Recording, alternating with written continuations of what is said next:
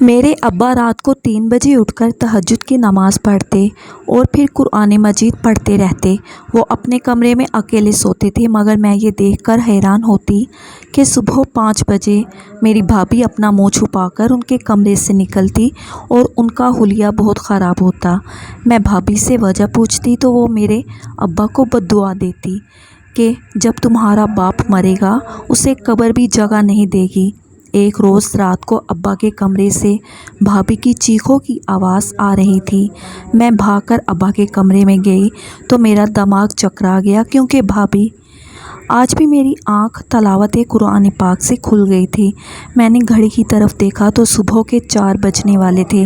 میرے ابا اتنی پیاری اور اونچی آواز میں قرآن پاک کی تلاوت کرتے تھے کہ میری روز ہی اسی وقت آنکھ کھل جاتی تھی۔ میرے ابا نہایت ہی شریف انسان تھے۔ ان کی عمر 60 سال تھی، داڑھی سفید تھی اور بہت ہی زیادہ تلاوت اور ذکر وغیرہ میں مصروف رہا کرتے تھے۔ میں اکثر ہی ابا کے کمرے کے باہر والی دیوار پر ٹیک لگا کر ان کی تلاوت سنا کرتی تھی۔ مجھے یہ محسوس ہوتا کہ میں کسی اور ہی جہاں میں چلی گئی ہوں۔ ایک دن معمول کے مطابق میں اپنے ابا کے کمرے کے باہر بیٹھی تھی، تبھی میری نظر ایک سائے پر پڑی۔ میں نے غور سے دیکھا تو میری بھابھی اس وقت ابا کے کمرے میں جا رہی تھی۔ سب گھر والے گہری نیند سو رہے تھے۔ میں نے سوچا کہ شاید کوئی کام ہوگا۔ وہ ابا کے کمرے میں گئی تو اندر سے تلاوت قرآن پاک کی آواز آنا بند ہو گئی تھی۔ لگتا تھا ابا تلاوت ختم کر کے اب اپنے کسی کام میں مصروف ہیں۔ ابا کا یہ کمرہ عبادت کے لیے مخصوص تھا اور وہ ہم سب سے الگ جا کر عبادت کیا کرتے تھے۔ میں وہاں سے اٹھ کر اپنے کمرے میں آ گئی تھی۔ میں اپنے کمرے میں لیٹی یہی سوچ رہی تھی کہ بھابھی اس وقت ابا کے کمرے میں کیوں گئی ہوں گی۔ سوچتے سوچتے صبح ہو گئی اور مجھے تو پتہ ہی نہیں چلا، مگر آج سب کے حلیے عجیب سے تھے۔ میں نے دیکھا میرا بھائی بہت سخت نیند میں لگ رہا تھا۔ ابھی تک اس کی نیند نہیں کھلی تھی، جیسے وہ پوری رات سویا ہی نہیں ہو۔ لیکن جب میں نے بھیا سے پوچھا کہ آپ نے نیند پوری نہیں کی، تب وہ کہنے لگے کہ میں ساری رات گہری نیند سویا رہا ہوں، مگر اس کے باوجود بھی صبح میری آنکھ کھل ہی نہیں رہی تھی۔ ادھر میں نے اپنی بھابھی کی طرف دیکھا تو وہ بہت خوش لگ رہی تھی۔ ان کے چہرے پر عجیب سی خوشی تھی۔ میرا بھائی اسی سوچ میں کھویا ہوا تھا کہ بھابھی نے اسے کہا کہ وہ 1 ہفتے کے لیے میکے جانا چاہتی ہے۔ بھابھی کی یہ بات سن کر بھائی نے انہیں بیزاری سے دیکھا اور بولا کہ میرے پاس ٹائم نہیں ہے، تم خود چلی جاؤ، مجھے نیند آ رہی ہے۔ میرے ابا بھی بھابھی کو ناراضگی بھری نظر سے دیکھ رہے تھے، مگر منہ سے کچھ نہیں بولے تھے۔ ابا کی عادت تھی کہ وہ کسی کو بھی ڈانٹتے نہیں تھے، اسی لیے انہوں نے خاموشی اختیار کر لی تھی۔ حسب معمول میں بھی خاموش رہی۔ اماں بھی بہت پریشان نظر آ رہی تھی۔ لگتا تھا کہ گھر میں کوئی ایسی پریشانی آئی ہے جو ابا اور اماں کے درمیان باہم ہے، لیکن کوئی بھی اس بات کو کھول نہیں رہا تھا۔ تھوڑی ہی دیر کے بعد بھابھی نے اپنا سامان پیک کیا اور کہنے لگی کہ مجھے اپنی ماں کے گھر جانا ہے۔ سلیم، اگر آپ آ سکتے ہیں تو چلیں، ورنہ میں اکیلی بھی چلی جاؤں گی۔ سلیم بھائی نے بھابھی کی بات کا جواب دینے کی بجائے اپنا رخ کمرے کی طرف کر لیا تھا۔ میں ان کے پیچھے پیچھے گئی۔ میں نے دیکھا وہ بیڈ پر اوندے منہ سو رہے تھے۔ بھابھی نے اپنا بیگ اٹھایا اور وہ اپنی اماں کے گھر چلی گئی تھی۔ ان کے جانے کے بعد ابا پھر اپنے عبادت والے کمرے میں چلے گئے، حالانکہ اس کمرے میں وہ صرف رات کے وقت ہی جایا کرتے تھے۔ میں نے اماں کے کمرے میں آ کر دیکھا تو وہ بھی جائے نماز پر بیٹھی مصلے پر ذکر کر رہی تھی۔ یہ بات دونوں کے لیے بہت ہی پریشان کن تھی، جو انہیں ذکر کرنے پر مجبور کر رہی تھی، کیونکہ دن کے وقت وہ ایسا کبھی نہیں کیا کرتے تھے، سوائے اس کے کہ کوئی بہت بڑی پریشانی ہو۔ اماں نے مجھے کہا کہ تم کچن میں جا کر آج کے لیے کوئی سبزی بنا دو۔ کچھ ہی دیر میں میں سبزی بنا کر فارغ ہو گئی تھی۔ یہ شام 4 بجے کی بات ہے جب گھر کے دروازے پر دستک ہونے لگی۔ میں نے جا کر دروازہ کھولا تو سامنے میری بھابھی کھڑی تھی۔ میں نے پوچھا، بھابھی خیر ہے، آپ واپس کیوں آ گئیں؟ آپ تو 1 ہفتے کے لیے رہنے گئی تھی۔ بھابھی نے میری طرف دیکھا تو غصے سے بولی، کیوں، میں واپس نہیں آ سکتی؟ کیا تمہیں میرے واپس آنے پر خوشی نہیں ہوئی؟ یہ بات کہہ کر وہ اندر چلی گئی۔ میں نے ان کی آنکھوں کی طرف غور سے دیکھا تھا۔ وہ رو کر واپس آئی تھیں۔ ان کے رونے کا سبب کیا تھا یہ تو میں خود بھی نہیں جانتی تھی، لیکن بات بڑی عجیب سی تھی۔ میں نے بھابھی کو اس طرح سے دیکھا تو پوچھ ہی لیا کہ کیا بات ہے بھابھی، آپ اپنی پریشانی مجھے نہیں بتائیں گی؟ تب بھابھی ایک دم سے پھٹ پڑی اور کہا کہ تمہارے باپ کو تو پتہ ہے نا میری پریشانی، پتہ نہیں یہاں پر کوئی بولتا کیوں نہیں ہے۔ اب میں تمہیں بھی کوئی بات بتاؤں گی تو تم بھی میری نہیں سنو گی، بلکہ اپنے باپ کی حمایت کرو گی۔ یہ کہہ کر بھابھی اپنے کمرے میں چلی گئیں اور میں ہکا بکا بس دیکھتی ہی رہ گئی کہ آخر اس گھر میں ہو کیا رہا ہے۔ کافی دیر گزر گئی تھی۔ میں نے سوچا کہ میں جا کر ابا سے بات کروں گی، لیکن ابا اپنے حجرے میں یوں بند ہو کر رہ گئے تھے جیسے کہ انہیں سانپ نے سونگھ لیا ہو۔ شام کو انہوں نے حجرے سے پیغام بھجوا دیا کہ مجھے رات کا کھانا حجرے میں ہی دیا جائے۔ ابا کی یہ بات بڑی ہی حیران کن تھی۔ خیر اماں نے مجھے کھانا دیا۔ میں نے کھانا جا کر ابا کے کمرے میں رکھ دیا۔ اس وقت ابا اپنے کمرے کے ساتھ موجود غسل خانے میں تھے۔ سامنے مسلے پر قرآن پاک پڑا ہوا تھا، جسے دیکھ کر معلوم ہوتا تھا کہ ابا ابھی بھی تلاوت ہی کر رہے تھے۔ جب ابا باہر آئے تو میں نے بھابھی والی بات انہیں بتا دی۔ ابا میری بات سن کر مسکرائے اور بولے جا کر اپنی بھابھی سے کہو کہ وہ آ کر مجھ سے دم کروا لے، اسے نظر ہو جاتی ہے اور اکثر عورتوں کو نظر کا مسئلہ رہتا ہے، تم جاؤ جا کر اسے میرے حجرے میں بھیجو۔ میں نے جا کر یہ بات بھابھی کو بتائی تو بھابھی نے ناگواری سے مجھے دیکھا، پھر کہنے لگی کہ میں رات کو جاؤں گی۔ میں نے یہ بات امی کو نہیں بتائی تھی کیونکہ اتنی چھوٹی چھوٹی باتیں کرنا میرا شیوا نہیں تھا۔ رات کو ابا عشاء کی نماز پڑھ کر آئے تو بھابھی انہیں دیکھ رہی تھی۔ ابا اپنے کمرے میں گئے تو بھابھی بھی ان کے پیچھے چلی گئی تھی۔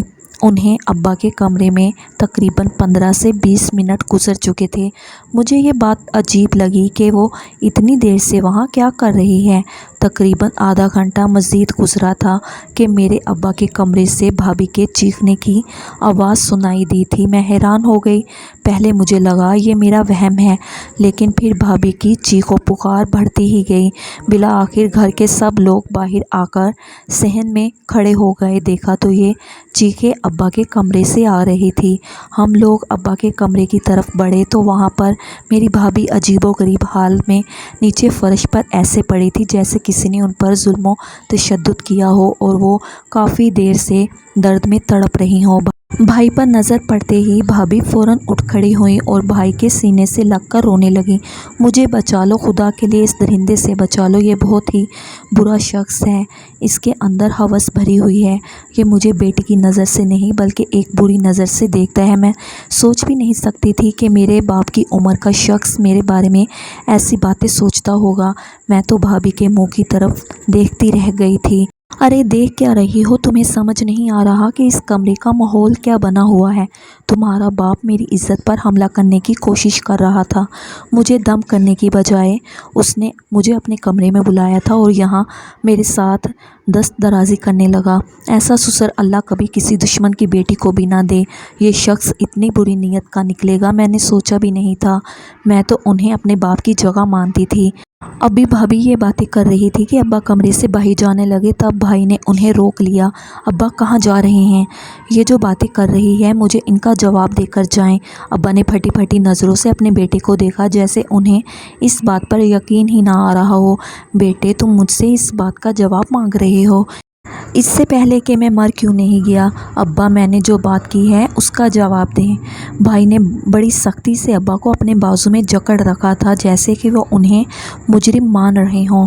مجھے تو اپنے بھائی کی یہ حرکت بہت بری لگی تھی۔ میں تو سوچ ہی نہیں سکتی تھی کہ ابا اتنی گری ہوئی حرکت کریں گے، لیکن پتہ نہیں کیوں حالات ہی ایسے بن گئے تھے کہ ہم سب اپنے ابا پر شک کرنے لگے تھے۔ حالانکہ ابا ایسے نہیں تھے، وہ ہر وقت اپنے کمرے میں بند رہتے، کسی سے بات چیت نہ کرتے، تو ہمیں ان کے بارے میں زیادہ علم نہیں تھا۔ بھیا کی بات پر اچانک سے میری امی بول پڑی تھی۔ وہ کہنے لگی میں اپنے شوہر کو اچھے سے جانتی ہوں، میں نے آپ کے ساتھ زندگی کے 40 سال گزارے ہیں، آپ ایسا نہیں کر سکتے۔ میرے ابا اماں کی یہ بات سن کر وہیں پر بیٹھ گئے تھے، جبکہ بھائی اپنی بیوی کو لے کر کمرے سے باہر آ گیا تھا۔ میں نے دیکھا بھائی اپنی بیوی سے وعدے اور قسمیں نبھا رہا تھا، جبکہ بھابھی منہ بھر بھر کر میرے ابا پر الزام لگا رہی تھی۔ کہنے لگی کہ میں آپ کے ابا کی وجہ سے بولتی نہیں تھی، آپ کا رشتہ ان کے ساتھ بہت احترام اور عقیدت کا ہے، لیکن وہ مجھے ہمیشہ ایسی ہی نظر سے مجھے دیکھتے تھے۔ اس سے پہلے بھی بہت بار ایسا ہو چکا ہے، لیکن میں نے آپ کو بتایا نہیں۔ بس اب آپ مجھے جلدی سے اس گھر سے دور لے جائیں تاکہ ہم دونوں الگ رہ سکیں۔ میں اپنے کمرے میں آ گئی تھی، مگر صبح ہم سب پر ایک اور قیامت آنے والی تھی۔ ابا ناشتے پر نہیں آئے تھے۔ اماں نے مجھ سے پوچھا کہ تم جا کر انہیں جگا کر لے آؤ۔ بھائی کہنے لگا کہ وہ کس منہ سے ہمارے سامنے آ کر بیٹھیں گے۔ بھائی کی یہ بات سن کر مجھے بہت برا لگا تھا۔ میں جلدی سے ابا کے کمرے میں گئی، وہ کمرے کا دروازہ نہیں کھول رہے تھے۔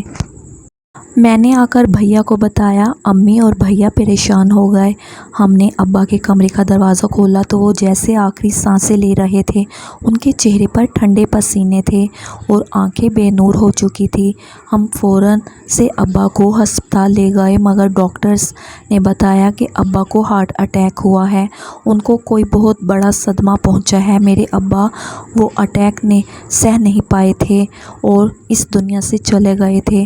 ابا کی موت نے ہم سب کو ہلا کر رکھ دیا تھا۔ بھائی نے سوچا نہیں تھا کہ اس کا باپ اسے اتنی جلدی چھوڑ کر چلا جائے گا۔ جس باپ پر اس نے اتنا گھناؤنا اور گندا الزام لگایا تھا، اس کی صفائی دینے سے پہلے اس کا باپ اس دنیا سے چلا جائے گا۔ اب بھائی کو احساس تو ہو چکا تھا کہ اس نے جو بھی کیا بہت غلط کیا۔ اسی وجہ سے وہ ابا کے جنازے پر بہت سخت رویا تھا۔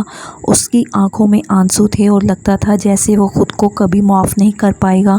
ہر بار یہی کہتا کہ یہ سب کچھ میری بیوی کی وجہ سے ہوا ہے، وہ میرے ابا کی قاتل ہے، اسے بلاؤ، وہ کہاں ہے؟ بھابھی تو مجھے بھی کہیں نظر نہیں آ رہی تھی۔ آخری بار وہ مجھے تب ملی تھی جب ہم لوگ ابا کو ہسپتال لے کر جا رہے تھے اور اس نے مجھے سفید رنگ کی شال لا کر دی تھی۔ اس کے بعد وہ مجھے نظر نہیں آئی تھی۔ میں نے اماں سے پوچھا تو وہ کہنے لگی خدا غارت کرے اسے، وہ جہاں گئی ہے دفع ہونے دو، اب اس کا نام مت لینا۔ اماں کی آنکھوں میں اپنی بہو کے لیے غصہ تھا، جبکہ بھائی بھی اپنی بیوی سے ناراض تھا۔ ہم لوگ اپنے ابا کے جنازے کے کفن دفن میں لگے ہوئے تھے۔ سب لوگوں نے ہم سے پوچھا کہ آپ کے ابا کیسے اللہ کو پیارے ہو گئے۔ اب ہم انہیں کیا بتاتے کہ ابا کو کیا صدمہ پہنچا تھا، لیکن بھابھی کی گمشدگی اب ہمیں کھٹک رہی تھی اور پریشان بھی کر رہی تھی۔ سب لوگ بھابھی کا پوچھ رہے تھے۔ ہم نے بھابھی کے ماں باپ سے پوچھا کہ آپ کی بیٹی کہاں گئی ہے، تو وہ کہنے لگے کہ وہ تو ہمارے گھر آئی ہی نہیں۔ بھابھی کی ماں بھی اپنی بیٹی سے ناراض لگتی تھی، لیکن ہمارے سامنے بھرم رکھا ہوا تھا۔ ہم سے اپنی بیٹی کے خلاف کوئی بات نہیں کی تھی، لیکن پریشان وہ بھی تھی۔ میرے ابا کی تدفین ہو چکی تھی، گھر سے سب مہمان جا چکے تھے، مگر بھابھی صبح سے غائب تھی۔ میرے دل میں خیال آیا کہ کیوں نہ میں ابا کے کمرے میں جاؤں، ان کی یادیں تازہ کر لوں، ان کے کمرے کو دیکھوں، ان کے استعمال شدہ چیزوں کو کہیں صدقہ کر دوں تاکہ ابا کی روح کو سکون پہنچے۔ لیکن میں جیسے ہی اندر گئی، سامنے زمین پر بھابھی لیٹی ہوئی تھی اور درد سے چیخ رہی تھی۔ میں بھاگ کر سب کو بلا کر لائی تھی۔ میری بھابھی رو رہی تھی اور کہہ رہی تھی خدا کے لیے مجھے یہاں رہنے دو، مجھے یہاں سے باہر مت لے جاؤ، مجھے اپنے کیے کی سزا مل گئی ہے۔ بھائی نے بھابھی سے کہا کہ تم نے ہم سب کو پریشان کر رکھا ہے، باہر آئے، سب مہمان تم سے ملنا چاہتے ہیں۔ اماں نے بھابھی کو باہر آنے کے لیے کہا، مگر وہ اللہ کے واسطے دینے لگی کہ مجھے میرے حال پر چھوڑ دیں۔ بھائی نے زبردستی انہیں اٹھانے کی کوشش کی تو بھابھی نے ذرا بھی حرکت نہیں کی تھی۔ بھائی نے جب غصے سے انہیں کہا کہ اٹھو، کھڑی ہو جاؤ، کیوں بچوں کی طرح زمین پر لیٹی ہوئی ہو، تب بھائی نے بتایا کہ ان سے کھڑا نہیں ہوا جا رہا، ان کے نیچے والے حصے نے کام کرنا چھوڑ دیا ہے۔ بھائی کی بات سن کر ہم سب کا دماغ چکرا گیا تھا۔ میں تو سوچ بھی نہیں سکتی تھی کہ بھابھی اتنی جلدی اللہ تعالیٰ کی پکڑ میں آ جائیں گی۔ میری بھابھی نے جو کچھ کچھ میرے ابا کے ساتھ کیا تھا وہ بہت ہی برا تھا۔ بھابھی کو امی نے کہا کہ تم جا کر اپنے شوہر کے کمرے میں رہو، یہاں سے نکلو، یہ میرے شوہر کا کمرہ ہے۔ اماں نے انہیں نکال تو دیا تھا۔ بھیا انہیں اٹھا کر اپنے کمرے میں لے گئے تھے۔ اگلے روز بھیا بھابھی کو ڈاکٹر کے پاس لے گئے تھے۔ ڈاکٹر نے بھابھی کے بہت سے ٹیسٹ کیے مگر سبھی ٹیسٹ بالکل ٹھیک آ رہے تھے۔ اب بھیا روز بھابھی کو ایک نئے ڈاکٹر کے پاس لے جاتے مگر کسی ڈاکٹر کو بھی بھابھی کے مرض کا پتہ نہیں چل رہا تھا۔ سب کا کہنا تھا کہ اب یہ ساری زندگی ایسے ہی چارپائی پر پڑی رہیں گی، ان کا کوئی علاج نہیں ہے۔ بھابھی دن رات چارپائی پر پڑی رہتی تھی۔ اب تو ان کی شکل بھی ایک طرف سے بگڑتی جا رہی تھی۔ امی کو ان پر بہت غصہ آتا تھا۔ ایک دن امی پھٹ پڑی اور بھیا سے کہا کہ اس عورت کو ہمارے گھر سے نکال دو۔ امی بھابھی کو کہنے لگی کہ تم نے اس گھر کو بہت تباہ کر دیا، خدا کے لیے اب ہمارا پیچھا چھوڑ دو۔ اماں نے یہ بات بول تو دی تھی لیکن اگلی ہی خبر نے امی کو چونکا دیا تھا۔ بھیا نے بتایا کہ بھابھی اب اکیلی نہیں ہے، اس کے وجود میں ایک اور وجود بھی پل رہا تھا جو کہ ان کی ہی اولاد تھا، یعنی کہ بھابھی ماں بننے والی تھی۔ اماں سر پکڑ کر رہ گئیں۔ اے اللہ، تو نے ہمیں کس آزمائش میں ڈال دیا ہے۔ اماں کی پریشانی دیکھنے والی تھی مگر پھر بھی وہ اپنی بہو کے لیے راستے صاف کرنا چاہتی تھی۔ انہوں نے اپنی بہو سے کہہ دیا کہ تم اپنے کمرے میں ہی رہنا، باہر مت آنا، میں جا کر اپنے شوہر کی قبر پر دعا مانگوں گی، اس سے معافی مانگوں گی۔ تم نے اللہ تعالیٰ کے اس نیک بندے پر جو گھنونا الزام لگایا تھا، یہ سب اسی کا نتیجہ ہے، تمہیں اللہ تعالیٰ کی طرف سے سزا ملی ہے۔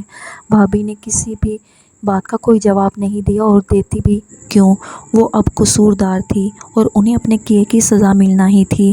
اماں نے جا کر اپنے شوہر کی قبر پر معافی مانگی مگر قصور تو ان کا نہیں تھا۔ بھابھی کی جو شکل بگڑ چکی تھی، اس کی آنکھوں کا رخ ایسے پھرا ہوا تھا جیسے انسان کی نہیں حیوان کی آنکھیں ہوں، اور نیچے والا حصہ ختم ہو چکا تھا۔ یہ سب دیکھ کر ہمیں بہت خوف محسوس ہوتا تھا۔ اماں کے دعا کرنے سے کچھ بھی نہیں ہوا تھا۔ پھر ہم لوگ ایک عالم دین کے پاس گئے، انہوں نے بھابھی کو دیکھا تو یہ حالت دیکھ کر کہنے لگے، بیٹا اب اس کا ایک ہی حل ہے کہ تم نے جو کچھ بھی کیا ہے اب ساری مخلوق کو اکٹھا کر کے بتانا ہوگا۔ ساری مخلوق کو ہم کیسے اکٹھا کریں گے؟ بھائی نے کہا تو وہ بولے، میرا مطلب ہے اس گاؤں میں جتنے لوگ ہیں سب کو اکٹھا کرنا ہوگا، ان کے سامنے اپنا اعتراف جرم کرنا ہوگا اور پھر رو رو کر اپنے اللہ تعالیٰ سے معافی مانگنی ہوگی۔ ہمیں تو لگا تھا کہ بھابھی نے صرف ابا پر الزام لگایا تھا مگر مولوی صاحب نے جب بتایا کہ اور بھی چیزیں ہیں جن کی وجہ سے آپ کے ابا کا دل دکھا ہوا ہے، اگر یہ عورت سب کے سامنے نہیں بتائے گی تو اس کی شکل زندگی بھر یوں ہی رہے گی۔ مولوی صاحب نے استخارہ کر کے ہمیں بات تو بتا دی تھی پر بھابھی کے لیے اس پر عمل کرنا سب سے مشکل تھا۔ بالآخر اس نے ہمت کر ہی لی کیونکہ وہ بہت ہی اذیت میں تھی۔ اس نے بتایا کہ وہ شادی کے بعد بھی ایک لڑکے سے ملا کرتی تھی جو اس کا پرانا عاشق تھا اور ان کے پیٹ میں جو بچہ ہے وہ اسی کا ہے۔ انہوں نے بھائی کو بھی دھوکہ دیا تھا۔ ایک دن میرے ابا نے بھابھی کو اپنے عاشق کے ساتھ پکڑ لیا تھا۔ بھابھی کو ڈر تھا کہ وہ اپنے بیٹے کو سچائی بتا کر بھابھی کو طلاق دلوا دیں گے مگر ابا نے ایسا نہیں کیا تھا۔ وہ ہر وقت اسی وجہ سے پریشان رہتے تھے مگر بھابھی رات کو اٹھ اٹھ کر ابا کے کمرے جاتی اور اپنے کیے کی معافی مانگتی تھی۔ ابا نے انہیں کہا تھا کہ تم اللہ تعالیٰ سے معافی مانگو اور توبہ کر لو، پھر کبھی ایسا کام نہیں کرو گی، میں مرتے دم تک کسی کو بھی نہیں بتاؤں گا۔ بھابھی کو پھر بھی ڈر لگا رہتا تھا کہ ابا ابھی تو چپ ہیں، اگر کسی دن انہوں نے یہ سچائی سب کو بتا دی تو کیا ہوگا۔ تبھی انہوں نے ابا پر الزام لگا دیا تاکہ ابا بعد میں بھابھی کی سچائی بتائیں بھی تو کوئی بھی ان پر یقین نہیں کرے گا۔ اس کے بعد بھابھی رونے لگی تھی۔ بھیا نے بھابھی کے عاشق کا سننا تھا کہ اسی وقت انہوں نے بھابھی کو طلاق دے دی۔ بھابھی روتی رہ گئی تھی مگر اب بھیا کو ان پر ترس نہیں آیا تھا۔ بھابھی کی ماں بھی ان سے تنگ تھی۔ وہ آئی تو تھی اپنی بیٹی کو لینے مگر انہوں نے اپنی بیٹی کو ہسپتال میں داخل کروا دیا تھا۔ وہ اسے اپنے ساتھ نہیں رکھنا چاہتی تھی۔ آج اس بات کو 2 سال گزر گئے ہیں۔ بھابھی کو مزید بیماریاں لگ گئی تھیں جس کی وجہ سے ان کی موت ہو گئی تھی۔ میرے بھیا نے دوسری شادی کر لی تھی۔ آج حالات بہت اچھے ہو گئے ہیں۔ میرے ابا کے ساتھ بھابھی نے جو کچھ بھی کیا تھا انہیں اس کی سزا مل گئی تھی۔